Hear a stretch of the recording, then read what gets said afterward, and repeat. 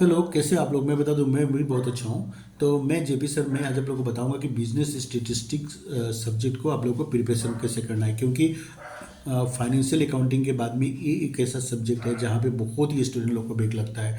तो last year में भी मैंने अपना कैसे प्रिपरेशन करना है उसका प्लान मैंने आप लोग को यूट्यूब पे शेयर किया था, और बहुत स्टूडेंटों को उससे बेनिफिट हुआ। मुझे रिजल्ट निकलने के बाद बहुत स्टूडेंटों ने मुझे कॉल करके बोला कि सर, आपने जैसे बताया था मैं हम लोग ने वैसे ही प्रैक्टिस किया था, और हम लोग को मतलब अच्छा मार्क्स हम लोग ने यहाँ पे स्टेटिस्टिक्स में स्कोर किया, और साथ में बहुत लोगों को बैक जो लगा था वो लोग भी क्या हुआ कि उन लोग का भी क्लियर हो गया।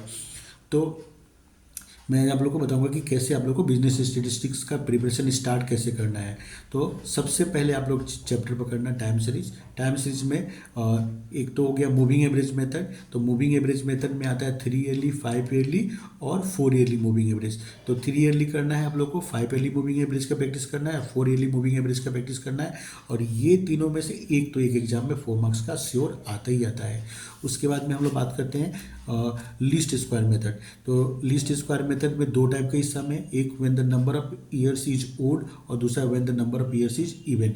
तो एक सम यहाँ से चाहे ओड वाला है चाहे इवन वाला है, एक सम तो श्योर आना ही आना है। आप लोग दोनों प्रैक्टिस करके जाना, एक तो श्योर यहाँ पे 5 मार्क्स का आएगा ही आएगा। ठीक है। लास्ट टाइम भी मैंने बोला था तो कि तो लास्ट ईयर 3 ईयरली एक पूछ लिया था, और एक लीस्ट स्क्वायर से 5 मार्क्स का ओड वाला पूछ लिया था। तो बस आप लोग इतना प्रैक्टिस कर लेना, आप लोग का टाइम सीरीज का काम खत्म हो जाएगा। इसके बाद में हम लोग बात करते हैं नेक्स्ट इंडेक्स नंबर का।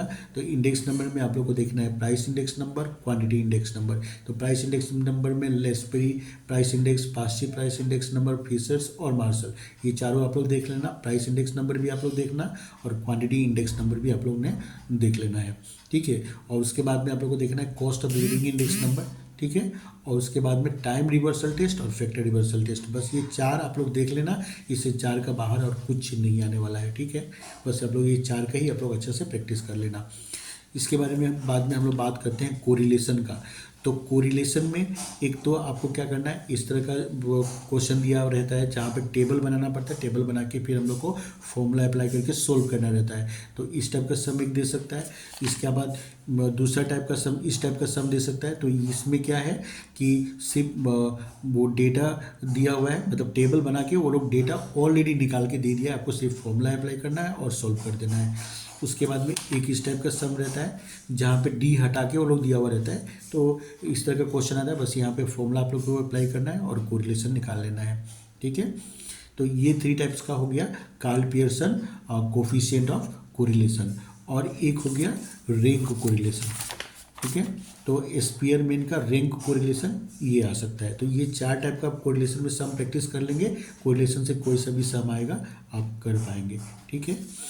उसके बाद में नेक्स्ट चैप्टर है रिग्रेशन। तो रिग्रेशन में एक उस टाइप का सम जो टेबल बना के रिग्रेशन 2 रिग्रेशन लाइंस निकालना पड़ता है, वैसा एक सम पूछा जा सकता है।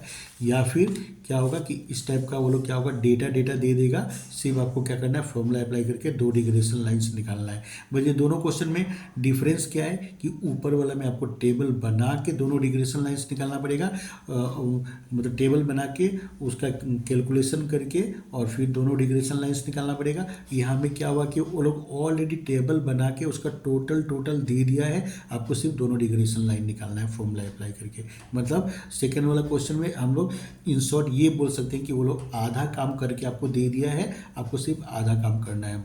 ठीक है। टेबल बनाने की जरूरत नहीं है, टेबल बना के जो निकलता है टोटल, वो टोटल आप लोग को यहाँ पे दे दिया। इसके बाद में नेक्स्ट है कि इस तरह से क्वेश्चन पूछा जा सकता है, ये लास्ट टाइम भी मैंने बोला था और एग्जाम में आया भी था, और फिर से वो लोग पूछ सकता है कि वो 2 रिग्रेशन इक्वेशन वो लोग दे देगा लोग, और बोलेगा find the coefficient of correlation between X and Y, और चाहे इसका मीन भी निकालने के लिए वो लोग दे सकता है लोग। ठीक है। 2 रिग्रेशन इक्वेशन दिया रहेगा, आपको मीन और कोरिलेशन कोफिशिएंट निकालना है, या ऐसे भी भी बोल सकता है लोग कि identify which one is regression equation y on x और which one is regression equation x on y। ठीक है, तो इस तरह का एक क्वेश्चन पूछा जा सकता है। उसके बाद में नेक्स्ट है prove that coefficient of correlation is the geometric mean of the two regression coefficient. Last time भी मैंने बोला था, लास्ट टाइम भी आया था एग्जाम में, इस बार भी बोल रहा हूँ, इस बार भी दे सकता है। तो आप लोग स्किप मत करना, जरूर से पढ़ के चला जाना इसको। ठीक है, और इसके बाद में नेक्स्ट है लास्ट में, सबसे लास्ट में आप लोग करना है एवरेज और डिस्पर्सन वाला चैप्टर में। वहाँ से मैं बता देता हूँ आप लोग को कि स्टैंडर्ड डिविएशन और अरिथमेटिक मीन, ये तो एवरी एग्जाम में आता ही आता है, कभी भी ये मतलब ऐसा नहीं है कि नहीं आता, एकदम श्योर ये 6 मार्क्स to 8 मार्क्स का एग्जाम में पूछा जाता ही जाता है स्टैंडर्ड डिविएशन और अरिथमेटिक मीन। ठीक है, calculate standard deviation, arithmetic mean and coefficient of variation, तो ये एकदम श्योर आएगा ही आएगा।